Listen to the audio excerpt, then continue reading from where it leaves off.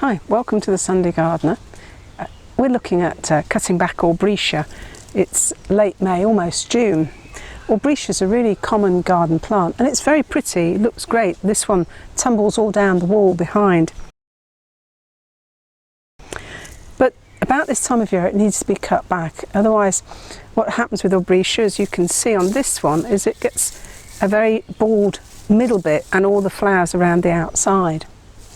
The advice always says to cut back Aubretia after flowering. Well, the problem is it seems to carry on flowering for quite a long time.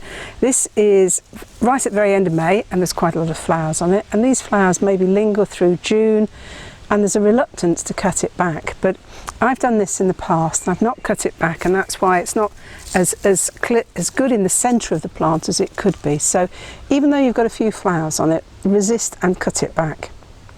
The next thing is which advice to follow, because some advice, gardening advice, is to give it a light cut, which would mean trimming it back to about here. So the other advice is to give it a hard prune after flowering.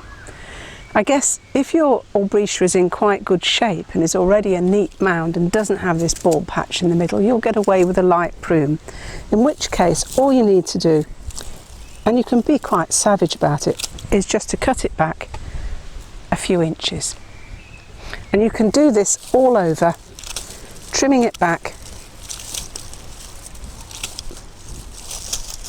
just taking a few inches off. However, my Aubretia is a bit more raggy than that, so I'm going to give it a severe prune. I'm going to hard prune it and it will look pretty awful, but over the course of the next few weeks it will come back and regrow some green leaves.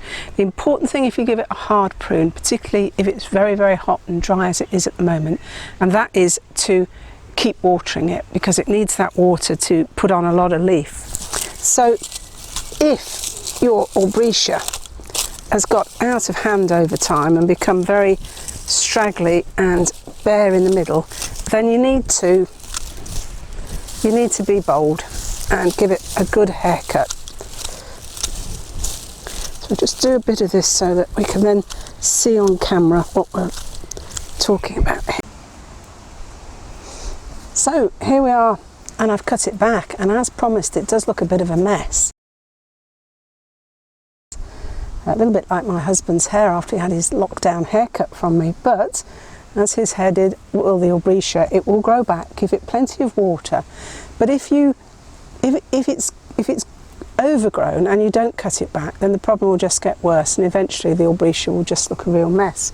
So here's a separate one that I will cut back in a minute. Now this one is in far better condition.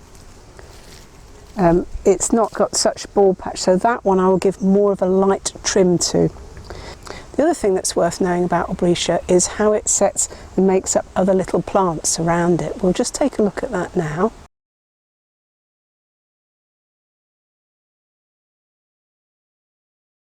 I'd actually like some Aubretia somewhere else in the garden as well, so I'm going to dig these up.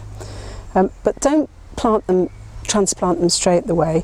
They're quite small and they will do best if they're in a plant pot to grow on and form some good roots for a few weeks, and then plant them out later on in the year.